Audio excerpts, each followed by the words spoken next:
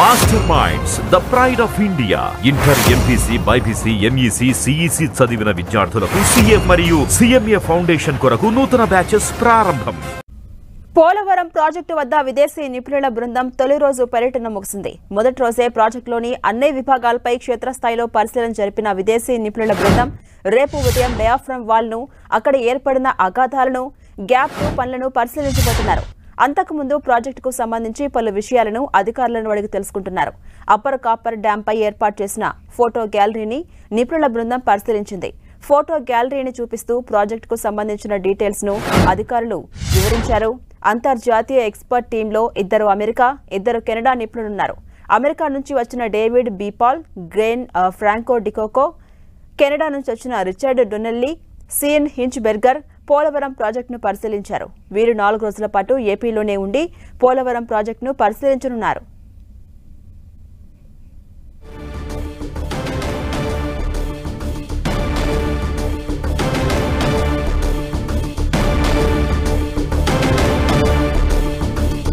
నిపుణుల తొలి రోజు పర్యటనపై మరింత సమాచారం మా ప్రతినిధి శ్రీనివాస్ అందిస్తారు.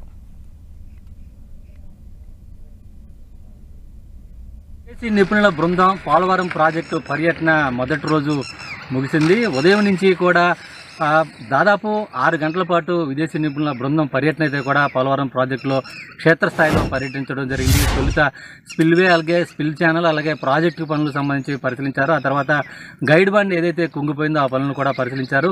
ఆ తర్వాత పోలవరం ప్రాజెక్టుకు సంబంధించి ప్రధానంగా upper coffer dam, lower coffer డ్యాముకు సంబంధించి పనులు పరిశీలించి, అలాగే అప్పర్ కాపర్, లోయర్ కాపర్ డ్యాముల పటిష్టత పైన సంబంధించి వాటికి వాడిన మెటీరియల్కి సంబంధించిన శాంపిల్స్ను కూడా నిపుణుల బృందం అయితే కూడా సేకరించడం జరిగింది. ఆ తర్వాత గ్యాప్ 1 పనులను పరిశీలించారు అధికారులు. ఆ తర్వాత గ్యాప్ 1 పనులను పరిశీలించిన తర్వాత లోయర్ కాపర్ డ్యాముకు వద్దకు చేరుకుని అక్కడి నుంచి కూడా లోయర్ కాపర్ డ్యామ్ యొక్క పరిస్థితి, అంటే గతంలో లోయర్ కాపర్ డ్యాము ఎప్పుడు నిర్మాణ పనులు చేపట్టారు, ఎప్పటికి పూర్తయ్యాయి, అలాగే గోదావరి నదికి వచ్చిన వరదలకు సంబంధించి కూడా, అంటే గతంలో అంటే upper coffer dam, lower coffer డ్యాముకు ముందు, అలాగే ఈటి నిర్మాణం చేపట్టిన తర్వాత, అయితే అలాగే ఈటి నిర్మాణం మధ్యలో వచ్చినటువంటి వరదల కారణంగా ఏర్పడిన అగాధాలు, వీటి మీద అధికారులు మొత్తం అంతా కూడా అటు విదేశీ నిపుణుల బృందానికి వివరించడం జరిగింది. మొదటి రోజు అంతా కూడా అధికారులు క్షేత్రస్థాయిలో సిడబ్ల్యూసీ, అంటే కేంద్రం నుంచి వచ్చినటువంటి సిడబ్ల్యూసీ అధికారులు, అలాగే రాష్ట్ర జలవనరుల శాఖ అధికారులు, పీపీఏ అధికారులు, అలాగే నిర్మాణ సంస్థలు ఏవైతే ఉన్నాయో దానికి సంబంధించిన ప్రధాన ఇంజనీర్లు అందరూ కూడా అటు విదేశీ నిపుణుల బృందానికి అవసరమైన ఏ మేరకు వాళ్ళు అడుగుతున్నటువంటి విదేశీ నిపుణుల బృందం అడుగుతున్నటువంటి అనేక ప్రశ్నలకు సమాధానాలు ఇవ్వడం జరిగింది. దీనికి సంబంధించి పూర్తి స్థాయిలో అధికారులు అయితే కూడా వారు ఇప్పటికే రూపొందించుకున్నటువంటి ఒక నివేదికను కూడా విదేశీ నిపుణుల బృందం కంటే పూర్తి స్థాయిలో వివరించారు. గైడ్ బ్యాండ్ కుంగిపోవడానికి, అలాగే గైడ్ బ్యాండ్ నిర్మాణం చేపట్టిన సందర్భంలో తీసుకున్న జాగ్రత్తలు, కుంగిపోయిన తర్వాత తీసుకున్న జాగ్రత్తలు, వీటిని కూడా పూర్తి స్థాయిలో వివరించడం జరిగింది.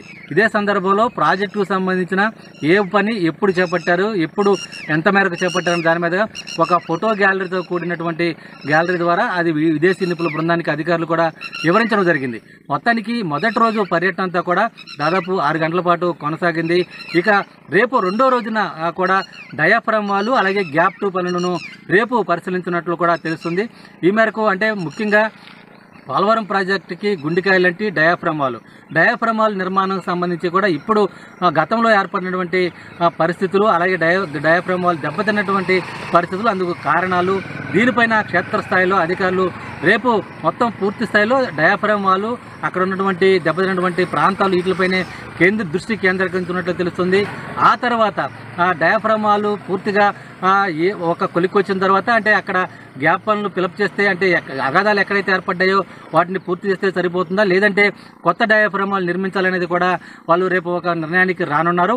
అయితే మొత్తానికి సంబంధించి ఈరోజు రేపు పర్యటించిన తర్వాత మొత్తం పూర్తిస్థాయిలో ఈరోజు పర్యటన పూర్తయిన నేపథ్యం రేపు కూడా పూర్తిస్థాయిలో క్షేత్రస్థాయిలో పర్యటించిన తర్వాత రేపు ఎల్లుండు అంటే 3వ రోజు 4వ రోజు కూడా అధికారులతో సమీక్షా సమావేశం నిర్వహించి ఒక నిర్ణయానికి రానున్నారు. ఆ తర్వాత పూర్తి స్థాయిలో ఒక నివేదికను తయారు చేసి అటు కేంద్రానికి అందజేయనున్నారు. అంటే మొత్తానికి సంబంధించి విదేశీ నిపుణుల మొదటి రోజు పర్యటన అయితే కూడా కొంత అధికారుల నుంచి మొత్తం కూడా పూర్తి స్థాయిలో కొనసాగిందని చెప్పుకోవచ్చు. అధికారులని అడిగి పూర్తి స్థాయిలో విదేశీ నిపుణుల బృందం అయితే కూడా పూర్తి స్థాయిలో వివరాలు అయితే కూడా సేకరిందని చెప్పుకోవచ్చు.